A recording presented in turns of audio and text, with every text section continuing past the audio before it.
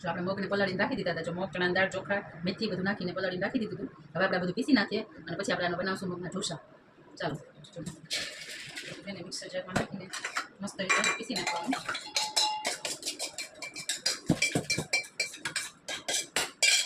પીસાઈ જાય ને પછી આની અંદર જે નાખવાનું મરચું અને આદું નાખવાનું.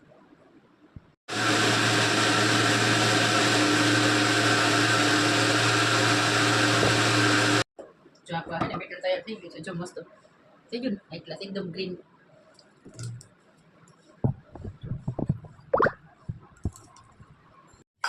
ચાલો બેટર તો આપણું જો બની ગયું છે મસ્તીનું. જો છે ને જો હાઈ ક્લાસ બની ગયું છે. આપણે છે ને થોડુંક હવે પાછું કરી લઈએ, કામ કરી લઈએ પછી બનાવશું. આપણે થોડુંક થઈ જાય એટલે ફટાફટ આપણે કામ બતાવીને પછી આપણે બનાવીએ. ચાલો મળીએ. આ છે ચટણી માટે લીધું છે.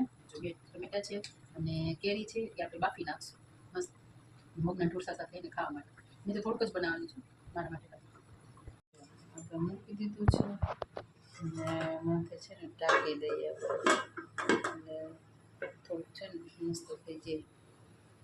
બેટર જો કેટલું મસ્ત થઈ ગયું. જો એ ઓટોમેટિક એમને છે ને ફૂલાઈ ગયું છે. જો છે ને એટલે થોડી વાર છે ને રાખી દીધું એટલે કીધું કે આપણે કામે થઈ જાય અને બેટર પણ મસ્ત થઈ જાય. ચાલો આપણે એ બનાવશું. આપણે એને ચાલુ કરી દીધું, બેટર પાથરી દીધું છે અને પછી માથેથી તેલ નાખી દીધું છે અને હવે આપણે એને ઉઠલાવશું. એને બહુ મસ્ત થાય. જો ઢોસાની જેમ મોજ ઉઠી જાય. જો છે ને મસ્ત.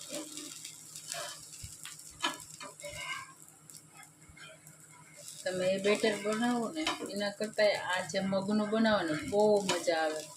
એકદમ હેલ્ધી છે અને ટેસ્ટી છે. જો છે ને મસ્ત. આ કેરી અને ટમેટું આવું થઈ જાય છાલ ઉતરે છે ને એટલું બાફવાનું થોડા એટલે બફાઈ જાય ને પછી એને આપણે એને મિક્સરમાં ફેરવી નાખશું. જોકે ચોપરમાં પણ ચાલે પણ મારે તો થોડીક ઘાટી કરવી છે એટલે હું મિક્સરમાં ફેરવું. આપણે છે ને છાલ ઉતારી નાખી છે કેરીની ને પછી થોડીક કોથમીર પણ નાખી દીધી, મીઠું અને ચીલી ફ્લેક્સ નાખી છે એટલે થોડુંક તીખું પણ થાય. અને હું તો થોડીક સાકર પણ નાખીશ કેમ કે મને બહુ ખાટું ના ભાવે એટલે આપણે જો મિક્સરમાં ફેરવી નાખીએ એવું બધું.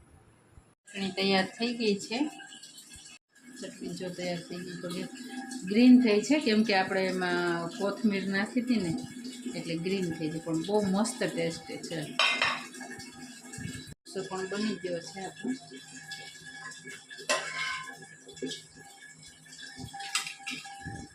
તો આપણે તૈયાર છે મગના ઢોસા અને ટમેટા કેરીની ચટણી.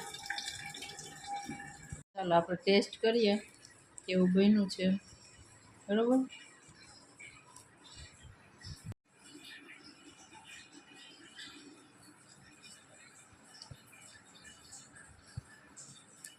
એક નંબર. બહુ મસ્ત. ટ્રાય કરજો, બનાવજો. ના સમજાય તો પાછું કોમેન્ટ કરજો મને. તો કેમ કે મારે છે ને વિડીયો ઉતારવામાં થોડીક તકલીફ પડે છે. મારું કિચન થોડુંક નાનું છે એટલે તમે પણ બનાવો.